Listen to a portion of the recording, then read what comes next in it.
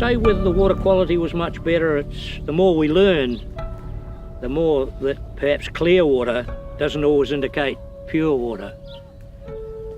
We'd get half a sack of eels in half an hour and we'd be only playing because it was so easy to do it. So when I listen to people nowadays about a lot of eels, they really haven't seen a lot of eels. They think they have, but they haven't.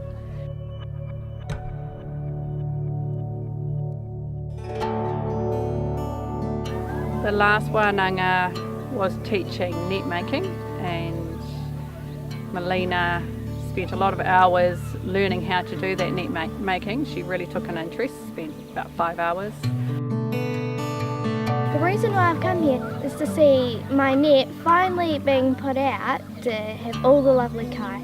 Yeah, so I've got 4 kids living here permanently, and yeah, this is their backyard. So they live and breathe this place. Kei konei tātou, te hapū o ngā tirika o ngai tārewa, Te Waihora, Te Pātaka kai a Rākaihautū. We're here today at Lake Waihora, Te Pātaka a Rākaihautū, to ensure that our children understand the significance of this lake. He mea whakahirahira tēnei tū āhua, I tēnei tū whenua, I tēnei tū moana, mo tātou mo ngai tahu. This was very significant and still is a significant water body. It's fed generations and remains one of the main feeding grounds of Mahinga Kai areas for ngai tahu, especially of this district. It's very important to us and we need to ensure that our kids still maintain their connection. I've only ever seen the lake clear right in the middle 2 or 3 times in my whole life, but it's certainly more muddy now. It's a different colour. This lake is not unlike other water bodies across the country.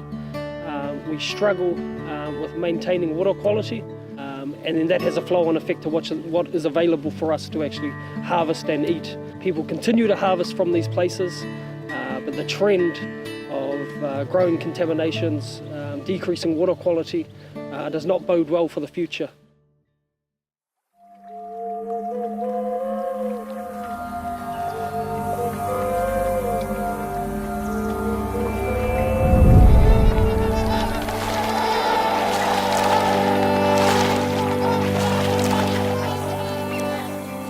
The first thing I thought when I saw the lake was, the first word I thought was beautiful.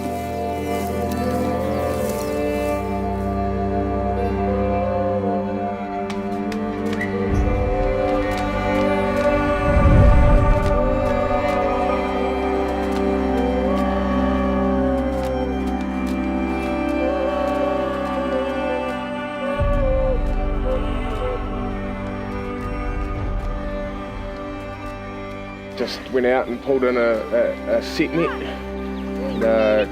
mostly black flounders, a few whites. I think we've got about 3 whites out of about 50 flounders.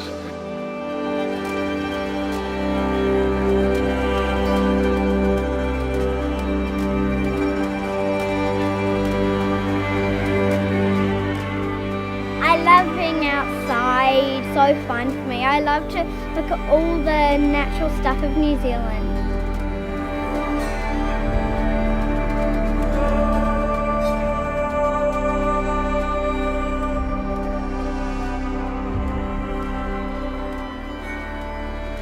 Yeah, a lot of fishing. Yeah, it's just first-hand knowledge to them, really. Yeah, they don't realise not all kids go fishing, all the time.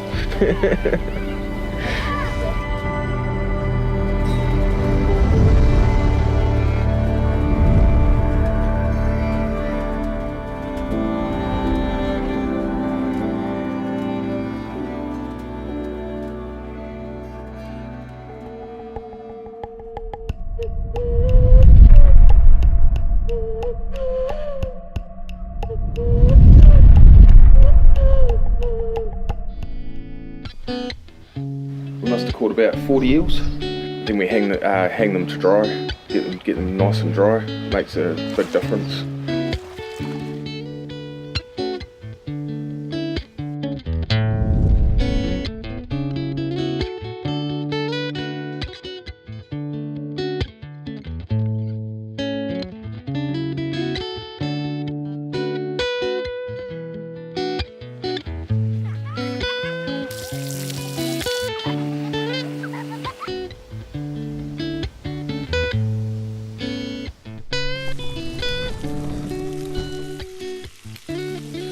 Doesn't really matter how you cook them, as long as they've been processed properly.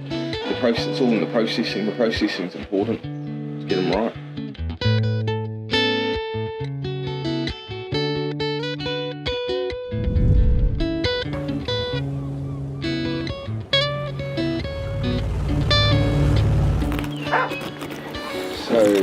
So we split the eels. They're split from the back and pull the backbone and the puku out at the same time.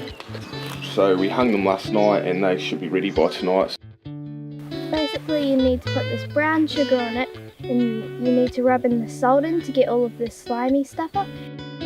Sometimes it takes a couple of days, sometimes it takes 6 or 8 hours. It's very important to us, to the practices of actually harvesting the food, processing the food, and then providing the food to our guests and our manuhiri, and also to ourselves.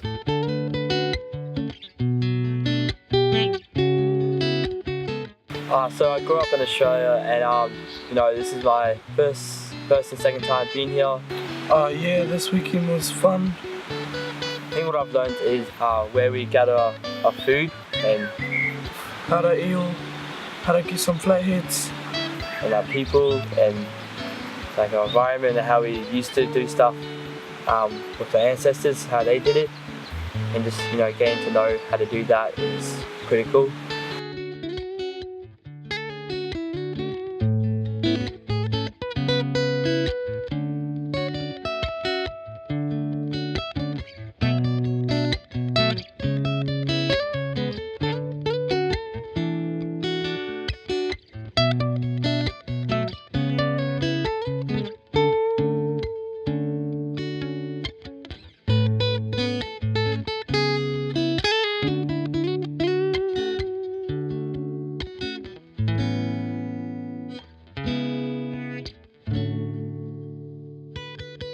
Do you like eel? Yeah, it's delicious.